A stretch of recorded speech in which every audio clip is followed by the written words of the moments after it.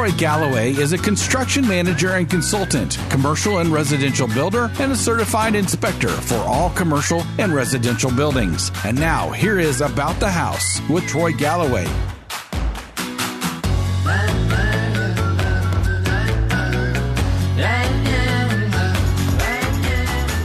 Well, hello, folks. Welcome back to About the House. I am so happy to have everybody back with us today. This is your audio university on everything you can imagine about your home, living in your home, taking care of your home.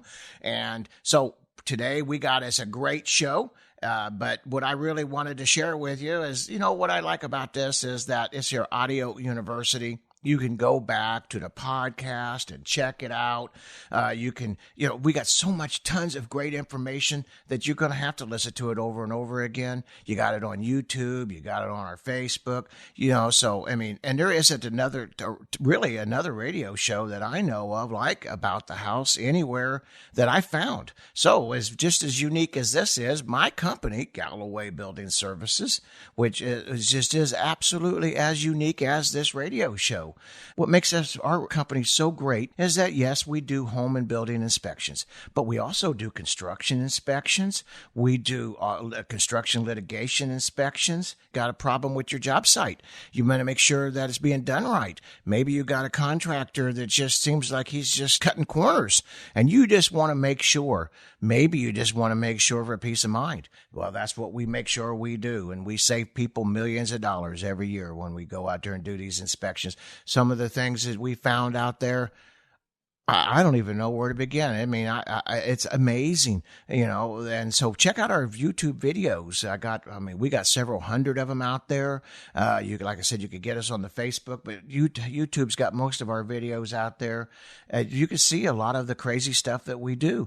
And we also help folks, say, if you're getting a divorce and you want to make sure you keep, one of you got to pay for the house, and you don't want to pay for any more than it's worth. Well, then you give us a call. Because of our construction experience, we can come in there and we not only inspect the home, but we can give a cost analysis to what it would be to repair it.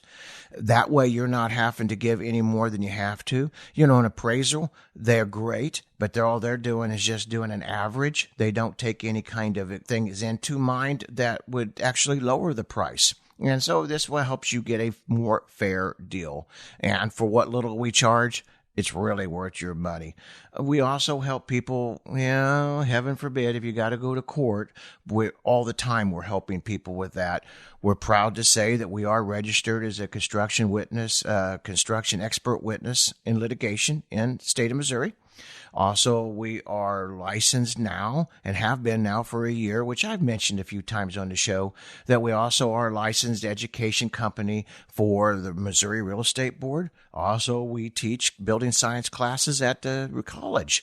So, like I said, there is nobody else out there like us. And so if you have any of these construction concerns, or you're buying a building for commercial or residential, give us a call. Our office phone number is 636-394-3112. Now, I've given my personal cell phone out on some of the past shows, and if you call me up and you listen to any of our past shows and you got my personal cell phone number, you give me a call and you'll even get a special discount upon whatever else we may have. And that's just my way of saying thank you for listening to our shows. So give us a call, Galloway Building Services. Hey, we make sure your job's being done right. You're not getting ripped off, and you're getting what you paid for. And so with that, we're going to move right ahead with our show today. We got some great shows coming up for the year. Man, we are so tickled. We got some fabulous folks coming up, all kinds of great things. So stay tuned, and you're going to really enjoy them. And I hope that you promote them with your friends, share it with your other friends out there, so that they can also help them too. But today's show is kind of a different twist than what we've been doing. And, and the reason is because this isn't necessarily, today's show is about being prepared for any kind of natural disasters, such as, we live in the Midwest here, and it's wintertime. Having an ice storm or a big snowstorm, shutting down, losing power and losing and not having any communications or power or lack of food or anything. This happens, to a lot of us in the Midwest. We also got tornado season coming up. I mean, it's coming up pretty quick. Well, I mean, we have bad storms come through here. It's not uncommon at all that we lose our power and we go down for a few days, up to a week or so. And so today's show is kind of trying to give you some general ideas on how you can be prepared to make sure that if anything happens, you and your family stay safe. Now, I kind of come at this from a different angle. Meaning I've had the experience of being self-reliant like that during different disasters or because of my special training. As many of you folks know that follow our show, I am a Marine Corps Vietnam combat veteran, Force Recon, for what few of you know what that means. And so I literally did learn and had to live off the land. We're not going to really get into that so much. It's just telling you I kind of come from a background of experience and knowledge of it. There's a lot of great shows out there, different prep sites and such, and the preppers are out there. I'll let you go to their shows, let them talk to you more about it. This is more about you living in your home and how you can take care of yourself. And so I got to tell anybody that knows me, everybody that knows me knows I love to tell the stories. So when I was a young man, I lived in the country for several years, and some of the best stories and some of the best memories I have as a child is living in the country and have these big snowstorms come through. And this year we've been blessed with not having that. But boy, we live here in the Midwest. Anything could happen. And we literally was shut down for a couple of weeks at a time. And it was so nice. My folks, they was always prepared. Country folks have been doing this. A lot of these things I'm talking about, been doing this for years. And so with that being, we just, we're sitting here. I got to tell this. So we're sitting here talking about what prep, and the lights go off in the building that we're in. No kidding. You couldn't make this up. It was just motion sensor, not a power loss. So we're good to go. I don't think we lost anything. Poor Joey, our producer. Look on his face when the lights come back on. It was like, oh crap. Anyway, folks. So anyway, I'm back to my memory. So we'd sit around, and my folks always had plenty of food and plenty of things that was always ready. And we'd sit around as a family and play cards and underneath the lanterns. So we always stayed plenty warm. And my folks were always well prepared, so we never got upset or nervous. And it was really some awesome times to be able to spend it just with the family without all the TVs and everything happening. And, so in any time this kind of stuff happens, just know that if you're prepared, it's not so bad. And you can really make it a great time. And hopefully your children will have the wonderful memories I have. But let's kind of get started in this and, without getting into any more past memories. And I'll let you guys build your own memories. Heaven forbid that you ever have to do this. But man, I'll tell you what, if you're prepared, you're going to feel so much better. So one of the things we're going to want to make sure is that this is wintertime. And so we're going to kind of talk about wintertime and touch a little bit about summertime. Summertime naturally is a little easier to survive during the harsh elements. But during the wintertime, we got to make sure that we have a little bit more happening for us. So if indeed you have any kind of like a big snowstorm, the power goes out, or a tornado, and that's more of a springtime element, but honestly, we even get tornadoes in the Midwest here in the wintertime. So they can happen anytime. But if you are in place or you're in shelter, we're going to start right there. And we want to talk about what do we do in our own home. Well, first thing we want to make sure is that we have plenty of clothes, warm winter clothes, and that they're ready to go. We want to make sure that you have extra amount of blankets. We'll talk more about that as we go along here, but you're not going to be able to wash your clothes. So if your clothes get wet, you're going to want to have extra dry clothes to make sure that you can stay warm and dry and safe. And if you stay dry, you're not going to get sick. You want to make sure too that you got some good boots. I know this sounds kind of crazy. We're talking about home prep, but yeah. having a good set of boots or some sort of something to keep your feet dry. In case you do have to get out for anything, you want to, it's very important. And now you could tell that's the old Marine coming out in me, because our feet was wet so often. It just drives me crazy, wet feet. But you keep your feet dry. So make sure you got a good set of boots on hand. If nothing else, you need to have a good set of boots so you can scrape snow away to get to a vehicle or something, or outside to the wood pile or whatnot. So make sure you got good footwear, plenty of clothes, plenty of jackets. And so that's that. If you're a hunter, you're probably going to have that. Or if you got family that are hunters, just see what they got. They're going to put you on the right path for what you need. Okay. So we got that taken care of. We bounce around a little bit on that and make sure and talk to your friends, go to your prep sites. They'll kind of get into more about what you need. Now, this is important. You want to make sure that you've got plenty of medical supplies on hand. What do I mean by medical supplies? Well, such as, you make sure you got any kind of, if you've got prescriptions, make sure, if any way possible, we like to have about a 30-day supply. 30-day supply of about everything, but it's 30-day supply. Talk to your doctor. If you've got some kind of different types of medicines, prescriptions, maybe they'll give you a few days here, a few days extra here or there, so you can build up a little bit of extra supply. Very, very important. If you have asthma, if you got heart problems or anything like this, or, you want to make sure that you have your medicines and you have extra, because you're not going to get to the store. And you got to have them. Also, too, if you're vitamins, you want to make sure you take care of that. Make sure you have plenty of, if you get injured, you're not going to get to the doctor. So make sure you got plenty of stuff like antiseptics, make sure that you have Band-Aids, things like that. One of the other things that I really, really push is activated charcoal. This is for just a little bit of activated charcoal. This stuff really works great. Also here, this has nothing to do with, here's a little tip. You might back this up. Activated charcoal, it works on so many different things. One of the things that I found years ago is that it also works if you get a brown recluse bite.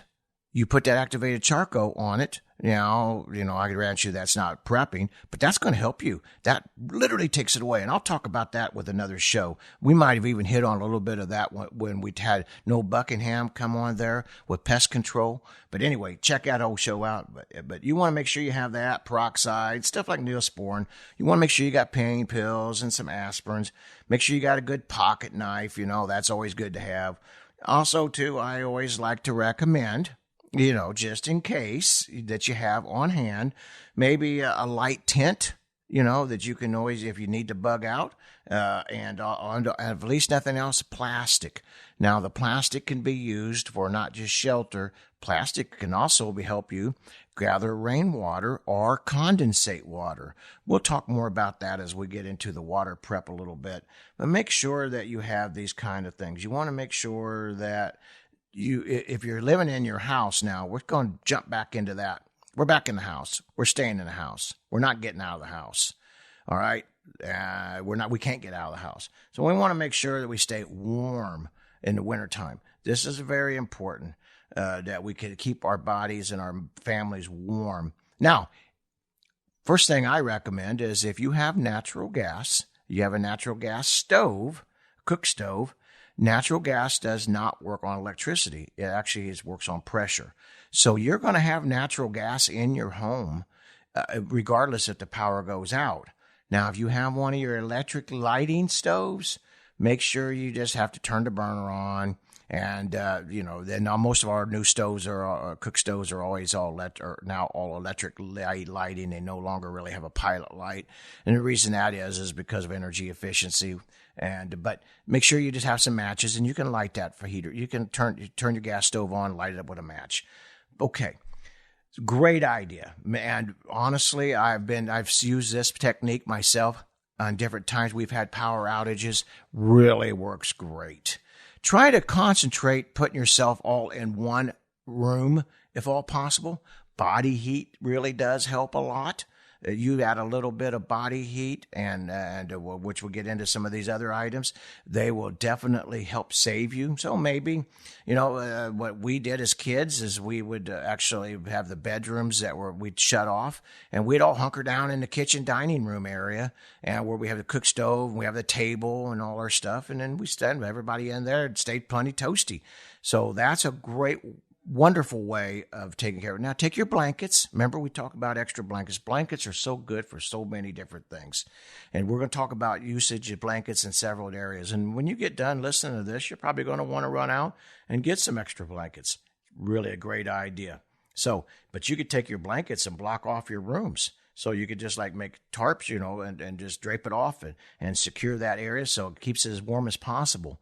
Now, if you don't have any natural gas, you got all electric home, all right, and you just don't have any other place to stay warm. If you have a basement, I want you to think about this. Head to the basement. If it's indeed habitable, your basement will keep a natural temperature around, depending on the time of the year, around 50 to 60 degrees. 65 degrees. So it not only does it help you keep warm in the wintertime because of the earth around it, it also, during the summertime when it's so hot, that's a great place that you can go to escape from the heat. So your basements is a great bug out area in your own home to stay warm and secure and safe in. So make sure that's a great idea. Also, now we want to talk about some of the other things that we can use for cooking and boiling water. We'll talk about why to boil water a little bit. But you make sure you keep plenty of extra charcoal or some wood, the chips or something around so you could do some barbecuing to cook. You can always get out there and cook. There again, that's if we don't have any gas or anything. Folks, this happens every year. Every year. There's a lot of people out there that don't have natural disasters, and they don't have any power in their home, and they're doing everything they can to survive. This is happening right now in our cities. I know people right now that literally have no lights or no electricity or nothing, and they're trying to do this. And so every single year this happens. Make a note of this. Do not barbecue in your home. You'll die of carbon monoxide poisoning.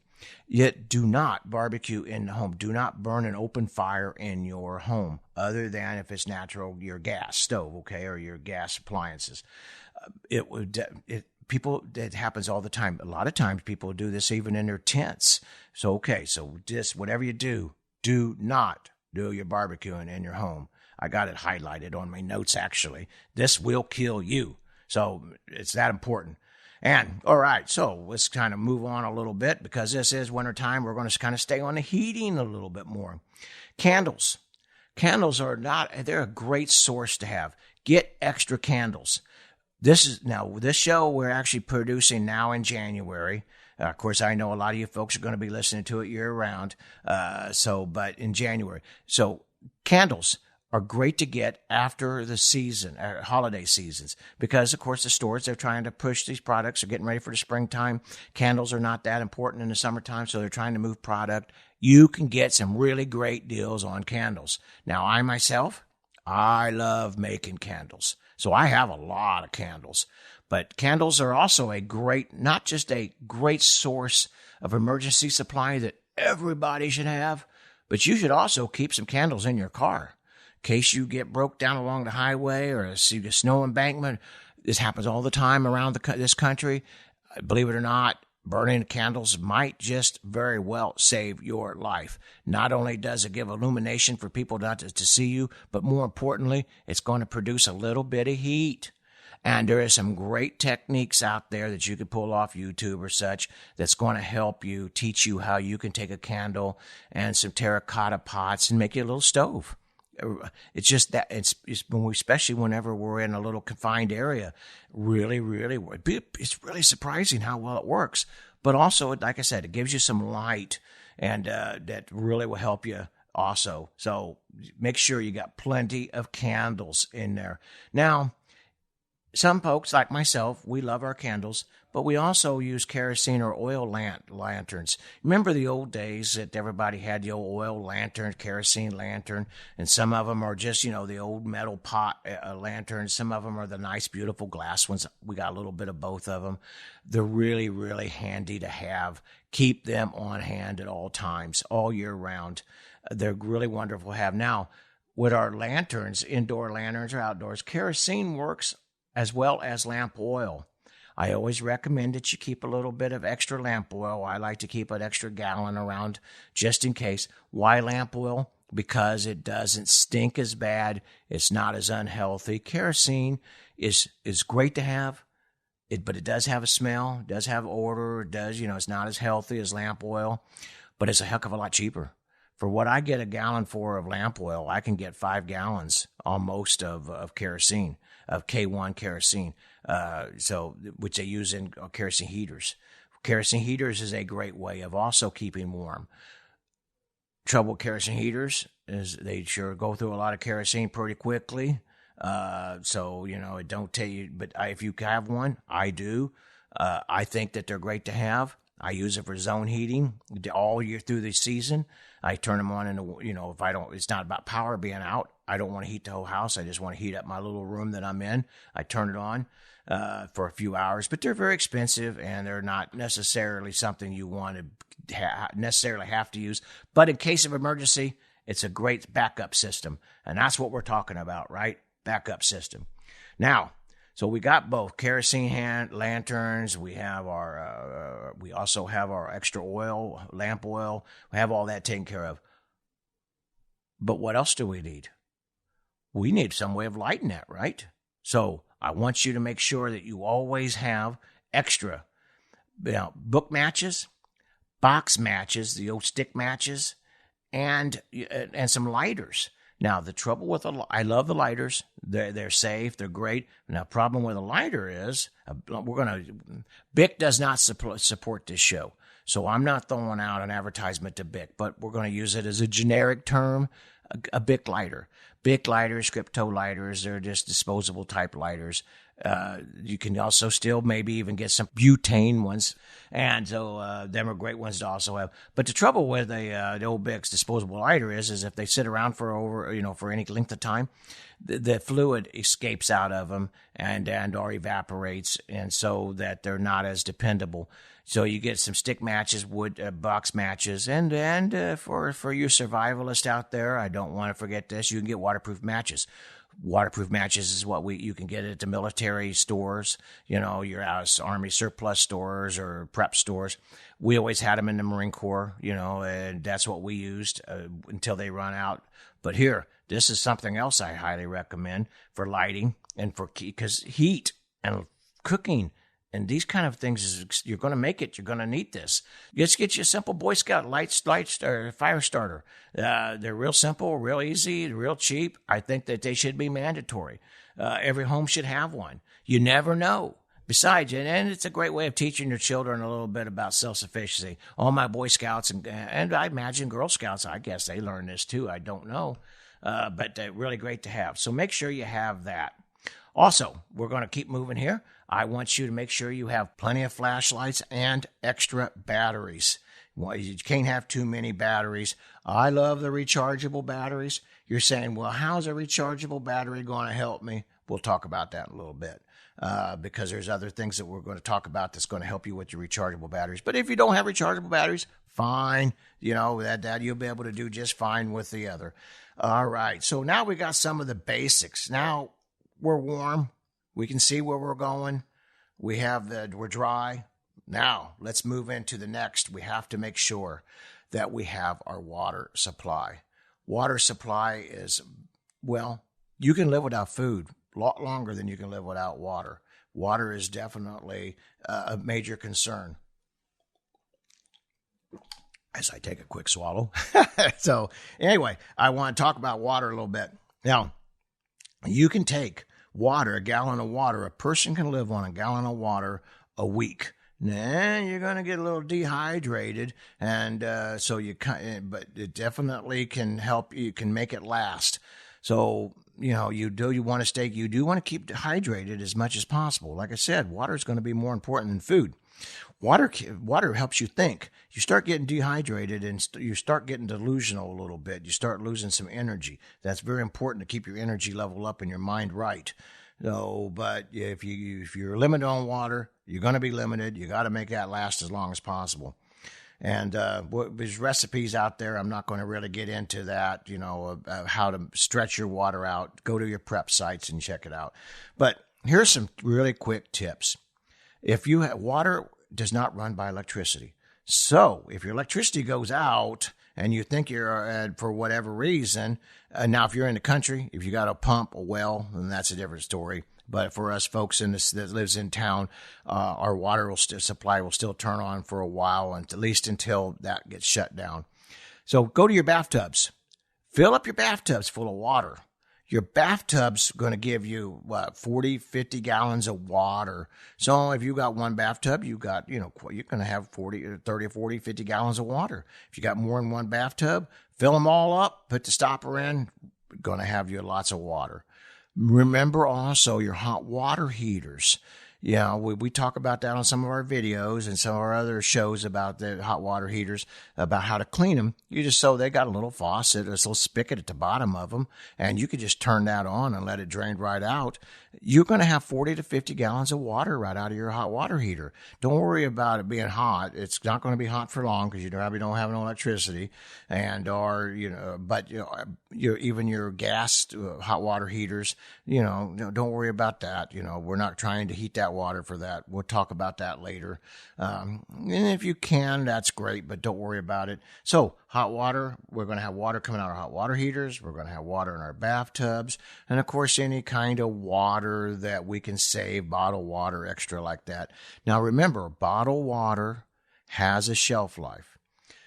Just check it out. Check on there. It always tells you, its life expectancy. Also, for a lot of folks during the wintertime, they'll keep extra gallon jugs of water around the house just for emergency.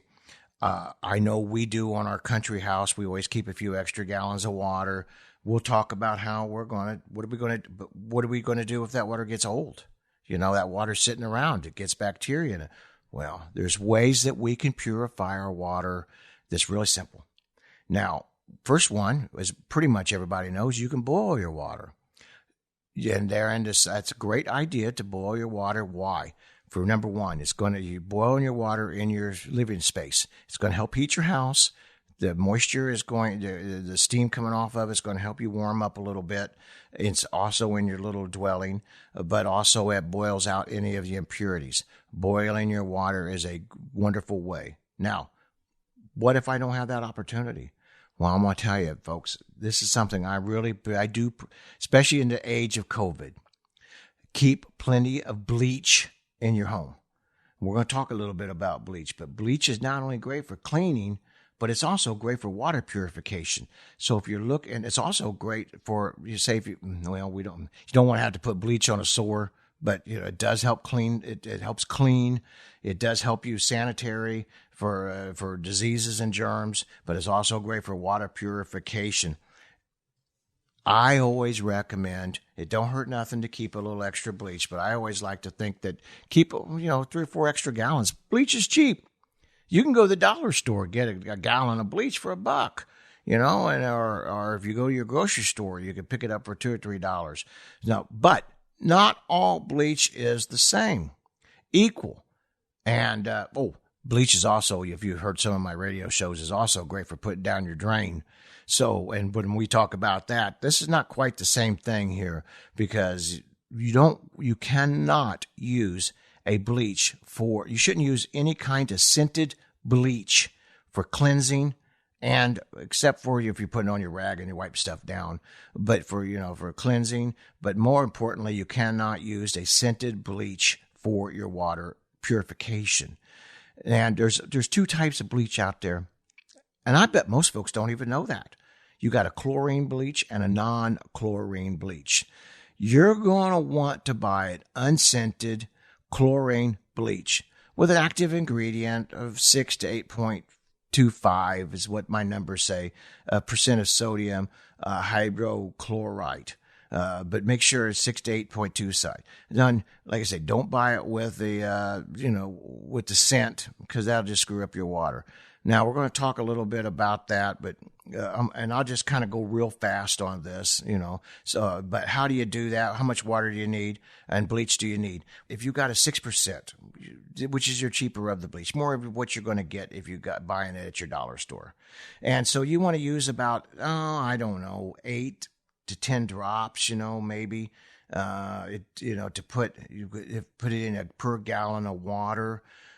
Now, if it smells too much like bleach, then just add a few more drops of water. If you can still smell the bleach, it's a little bit too much. But I know it sounds crazy, but to do that. But it absolutely will purify your water. Here's another little tip. Now, for you folks that save water, like myself, during the summertime, and we don't want mosquitoes to get inside our water, if you add a little bit of chlorine bleach into your water outside in your rain barrels, which is another fabulous source of saving water during that time of year, so you can have plenty of backup water. Put a little bleach down, just a cup or so of bleach down inside of, depending on the size of water container you got. That'll kill your mosquitoes, kill all your insects. And not only does it purify your water, but it gets rid of any kind of unwanted parasites. Really important. Really, really important. Now, you can go get water purification pills, but I'm talking about what we're going to be doing it on our own home. If you have all this fancy stuff that you're already prepared for, guess what? You probably ain't never going to find it in case of emergency, because you're all going to be nervous and upset and kind of bouncing. So we're talking about using household products that we have around our house all the time. If your water is cloudy or colored or very cold, then they do recommend that you add a few more drops. So maybe 12 to 15 or so drops of bleach into your water. And then let it sit. You put it in there, let it sit for about 30 minutes, and bingo. Now, if you got a well, now folks in the country, for you, my friends in the country, and you're bringing your water up, or if you got a cistern, the cisterns, they are just a big old tank in the ground that catches our rainwater. This is a fabulous way of going out there. A lot of us nowadays use our cisterns for watering our garden or watering our plants, but you could have 1,000 gallons of water sitting out there. Like I said, water is most probably next to being probably the most important, then heating and staying dry and shelter, and then long before food. But make sure that you do that. So that's just a great tip. And I got all kinds of tips. And actually, you go check us out on our webpage at GallowayBuildingServices.com. I'm going to be having on our newsletter talking about just that. And that should be getting published here within a week, about the different recipes out there for taking care of water supplies and a lot of the same tips that I have here. Now, here's something I didn't know, which kind of took me by surprise, and I should have realized it. It only makes logical sense, is shelf life of bleach. Bleach actually loses about 20% of its chlorination, or whatever it is that makes bleach work. I'm not a chemist, but about 20% a year. So if you got it sitting around for 3 or 4 years, you're gonna have to add extra water. So let's just look at your paper. Look on there; it's usually stamped, and and I don't know how many people have literally. A lot of folks know what I'm talking about here with the bleach, but I don't know how many people. We talked about this when I was in the Marines, that they actually tried to use bleach, and it was old bleach. They saved forever. And then they got water poisoning because their bleach had been so old it wasn't working anymore, or they put too much bleach in it. So I want you to write down or make a note or check out our newsletter. I have this information all over the place on how to put the right amount in there. All right, so we're kind of past that stage now. We're good to go. We got water, we got shelter, we got heat, or we got cooling. All right, so now let's talk about food.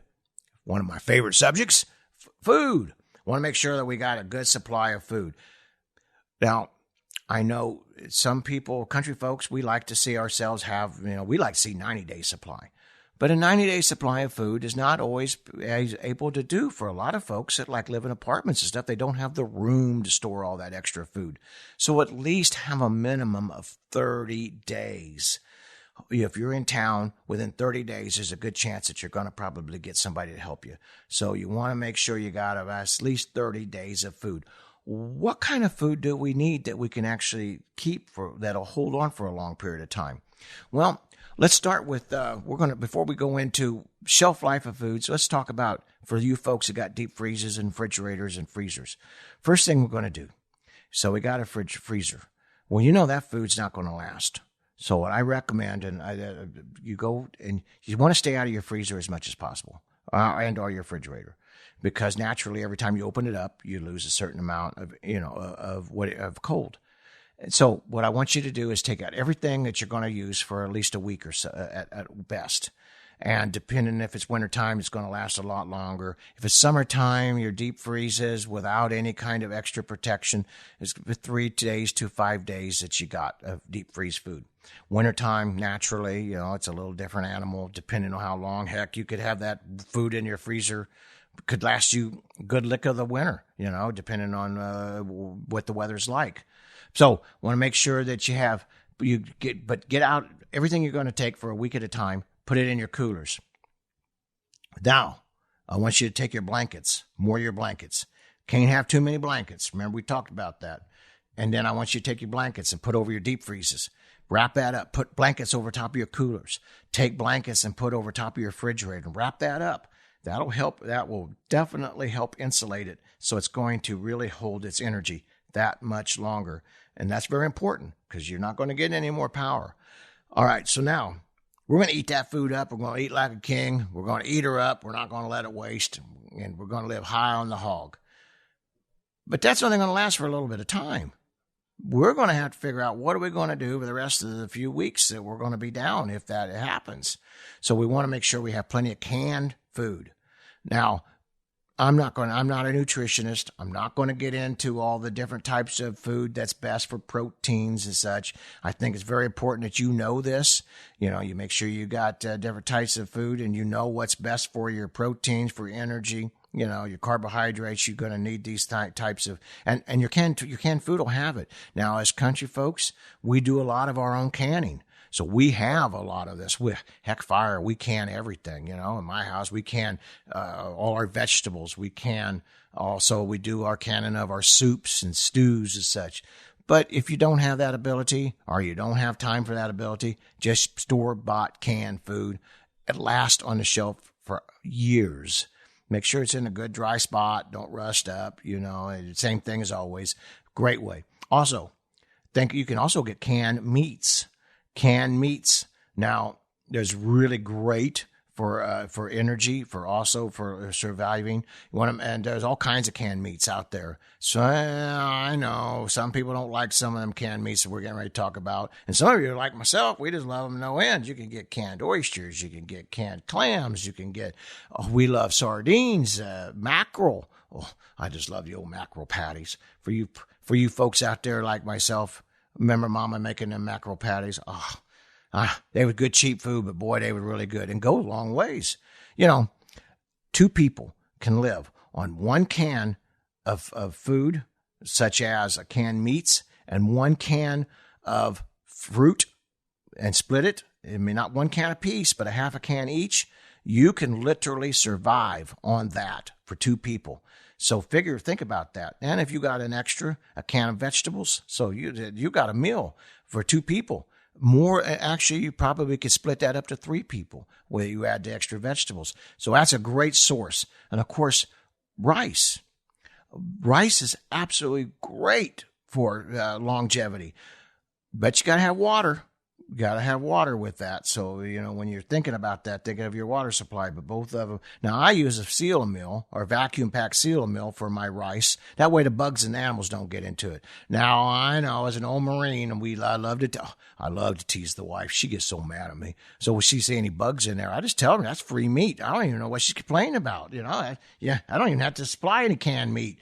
But, wives don't always see the things like us guys do. So, put it in a seal mill, which you don't, guys. What you don't want is to be locked up with that woman for any length of time and having her mad at you because you didn't get that sealed up and you got bugs in your food. So now we got our freezers all wrapped up. We got our food supply taken care of. Man, we're pretty good, right? We are pretty good to go, but we're missing one other major ingredient. And we're going to talk about this a little bit as we kind of come to closer to the end of the show here. And communications. Really, truly, you got to know what's happening around you.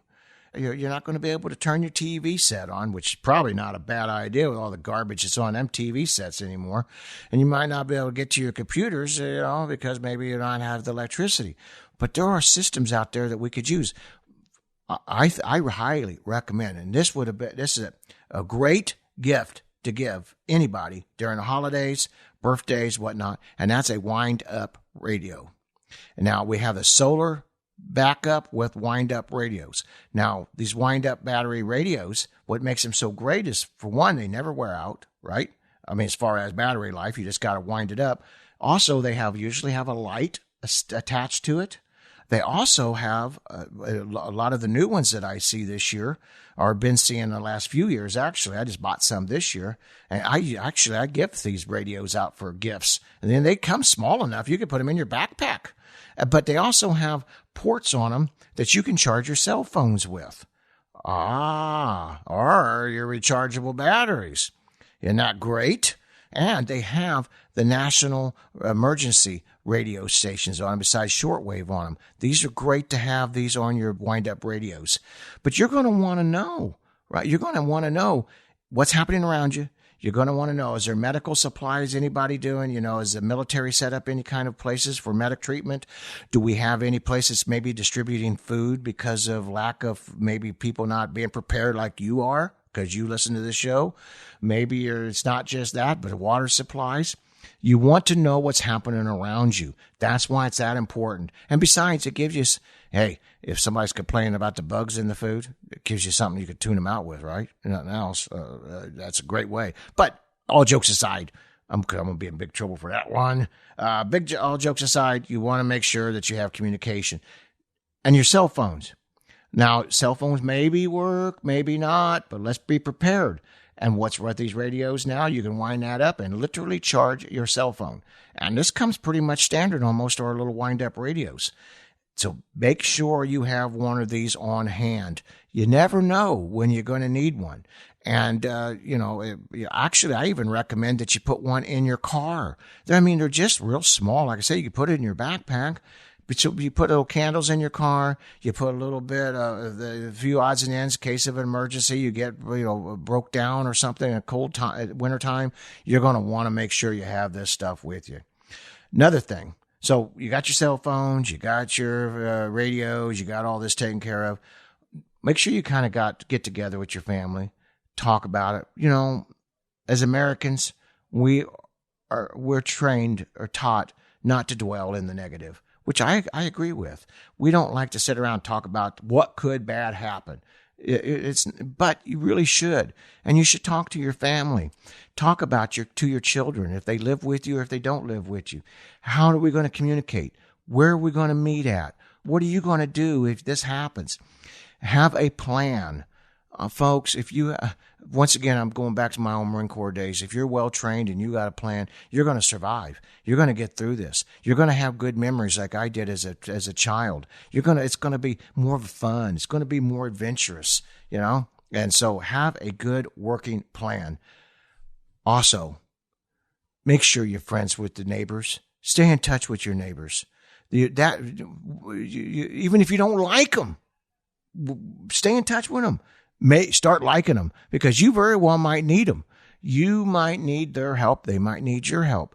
But there's strength in numbers. There's power in numbers. So are you working together, helping each other? Maybe you all might have to join in to live together, for temporary, whatever it is.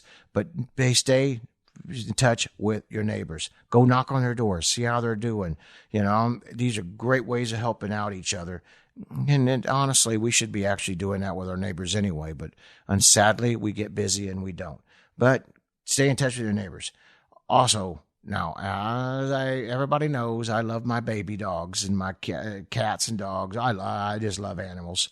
I'm a sucker. My wife teases me. They got me well trained. And they do. It's amazing.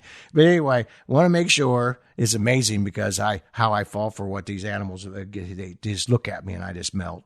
But with that being said, you want to make sure you not only have supplies for yourself, make sure you got whatever you need for your animals. You get a little extra food for them. And make sure you got water. When you're talking about water, you're going to have water for your animals too.